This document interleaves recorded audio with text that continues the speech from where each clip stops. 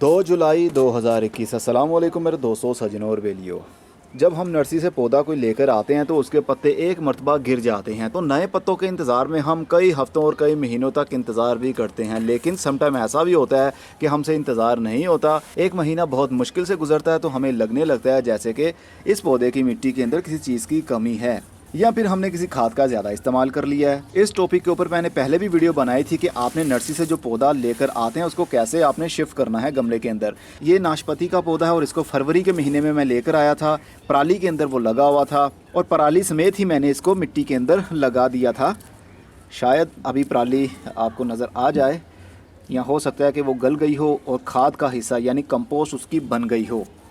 तो ये पराली के अंदर लगा हुआ था, इसको मैंने एज इट इज़ लाकर मिट्टी के गमले के अंदर शिफ्ट कर दिया। तब इसके थोड़े बहुत पत्ते यहाँ पर टहनियों पर लगे हुए थे, लेकिन जैसे जैसे गर्मी शुरू होती गई वैसे वैसे उसके जो पत्ते थे वो सूखते गए और पूरी की पूरी टहनियाँ, पत्ते सूख गए और टहनियाँ ही सिर्फ बाकी बचीं। तो 20 जून के बाद में नई ग्रोथ इसकी शुरू हुई, नए पत्ते निकलना शुरू हुए। सबसे पहले अपर शूट इसकी निकली सिर्फ 2 टहनियों से और उसके बाद में नीचे से इसके नए पत्ते आने लगे।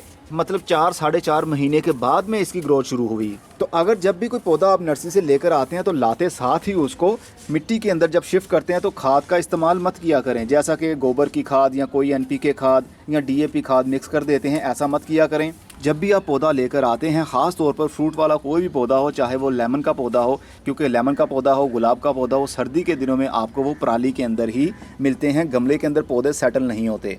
एक पौधा होता है जो गमलों के अंदर सेटल होता है, यानी कि नर्सरी वालों ने 1 से 2 साल से उसको गमले के अंदर ही लगाया हुआ है, उसके पत्ते ऊपर से आए हुए हैं। वो तो किसी भी सीज़न में आप लाकर अपने घर में रख सकते हैं, उसकी ग्रोथ के ऊपर 1% भी फ़र्क नहीं पड़ता। लेकिन जो पौधे पराली के अंदर उन्होंने लिपेट कर रखे होते हैं, जब आप लेकर आते हैं तो उससे पहले वो फार्म हाउस पर ज़मीन के अंदर लगे हुए थे, वहाँ से उन्होंने उनकी 95% जड़ों को काट दिया और छोटा सा रूट बाउल छोड़ दिया और उसको भी पराली के अंदर लिपेट कर नर्सरी पर शिफ्ट कर दिया।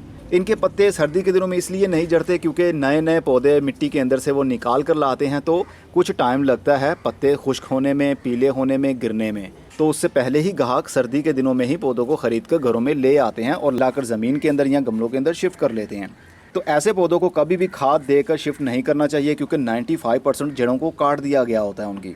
तो कटी हुई जड़ें ना तो खाद को ले पाएंगी और ना ही पानी को ज़्यादा ले पाएंगी। इसलिए हम नॉर्मल पौधे की तरह ही रिएक्ट करते हैं और पानी भी देते हैं, खाद भी देते हैं, जिसकी वजह से पौधा और भी स्ट्रेस में जाता है और पौधा हमारा मर जाता है। ये पौधा मेरा नॉर्मली मिट्टी के अंदर मैंने इसको शिफ्ट कर दिया था, कोई खाद नहीं दी। 4 साढ़े 4 महीने के बाद में आकर इसकी ग्रोथ शुरू हुई।